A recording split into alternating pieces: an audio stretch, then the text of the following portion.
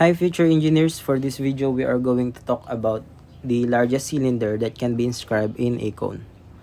So from this drawing, the capital letter H is the height of the cone, the small letter h is the height of the cylinder, the capital R is the radius of the cone, and the small letter r is the radius of the cylinder. First, let's draw a triangle.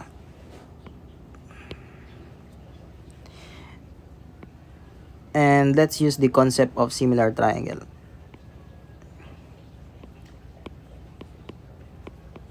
This is R, the radius of the cone. This is H, the height of the cone. This is small letter h, the height of the cylinder, and that's R, the radius of the cylinder. Now this big triangle is similar to this small triangle. So from that we can say that H over R is equal to H over R minus R. Also, that big triangle is also similar to this triangle. So we can also say that H over R is equal to H minus H over R.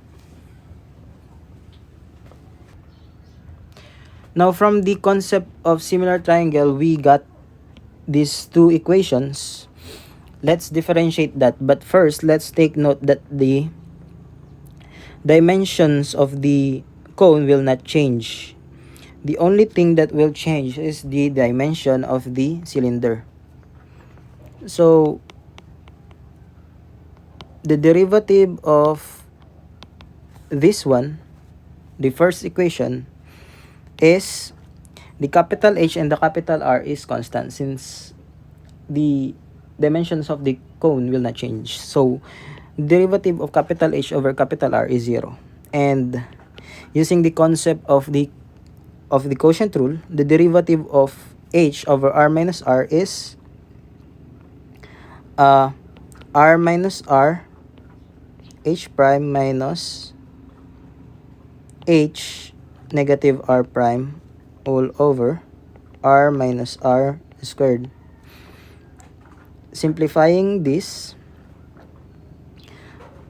R minus R H prime plus HR prime is equal to 0.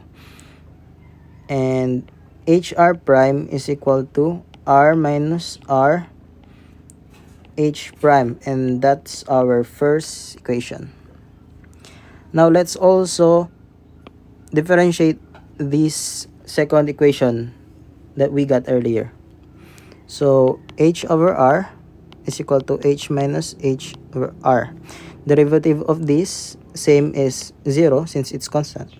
Derivative of capital H minus small letter h over small letter r is R times negative H prime minus H minus H R prime all over R squared. Simplifying this, negative R H prime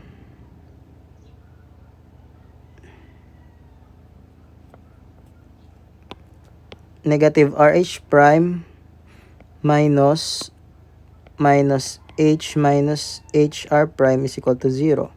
So RH prime is equal to H minus H R prime. And that's our second equation. And from the variables that we set for the cylinder, the volume of the cylinder is pi r squared h. Let's differentiate this also. V prime is equal to pi. Using the concept of product rule, the derivative of r squared h is r squared times h prime plus 2r h r prime is equal to 0. Let's equate that to 0 since we are optimizing it. We can cancel the the pi, the r here, and the r raised to 1 here. So we are left with RH prime plus 2HR prime is equal to 0. So that's our third equation. So from the first equation, let's substitute it to the third equation. RH prime plus 2 HR prime is equal to R minus RH prime.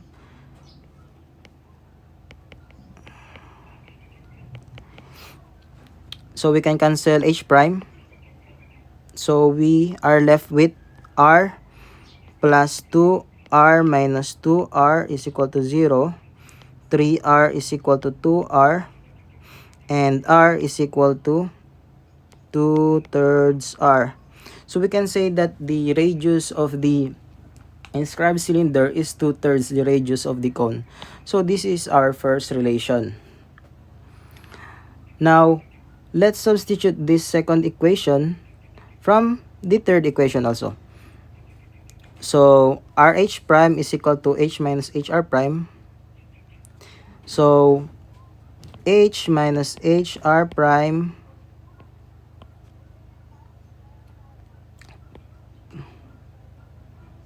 plus 2HR prime is equal to 0. Cancel R prime.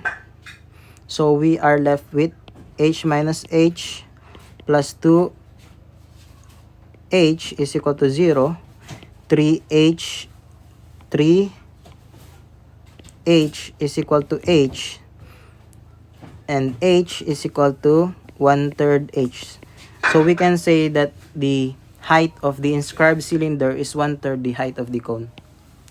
So this is our second relation. Now, we already found the relationships between these variables. So let's have an example problem. Now let's solve this problem. This is from Registered Electrical Engineer Licensure Examination dated April 2019. What percent of the volume of a cone is the maximum right circular cylinder that can be inscribed in it? So in this problem, we're just going to find the ratio of the volume of the cylinder, the maximum cylinder that can be inscribed to the cone, over the volume of the cone times 100%. Now earlier, we found out that the radius of the cylinder is equal to 2/3 the radius of the cone, and the height of the cylinder is equal to 1/3 the height of the cone. Now, with respect to the variables that we set earlier, capital letter for the cone and small letter for the cylinder, the volume of the cylinder is equal to pi r squared h, and the volume of the cone is equal to 1/3 pi r squared h. Now, let's find the ratio of these two volume. Pi r squared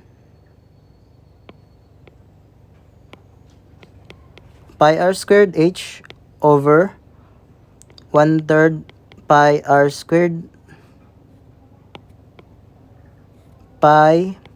squared h times 100. Now let's substitute these two equation to the formula for the volume of the cylinder. Pi times 2/3 r squared times 1/3 h all over 1/3 pi r squared h times 100. Now we can cancel the letter h, capital H, the r squared, the pi, and the 1/3.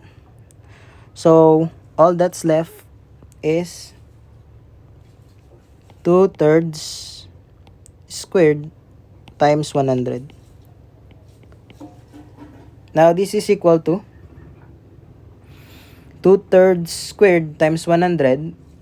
That's 4/9 times 100. And that's equal to 44.444, and so on. This is equal to 44.444, and so on. So percentage is approximately equal to 44%. Therefore, the answer for this problem is letter C, 44%. So that's it, future engineers. I hope you learned something, and support my YT channel by subscribing to it and continue supporting me. That's all. God bless.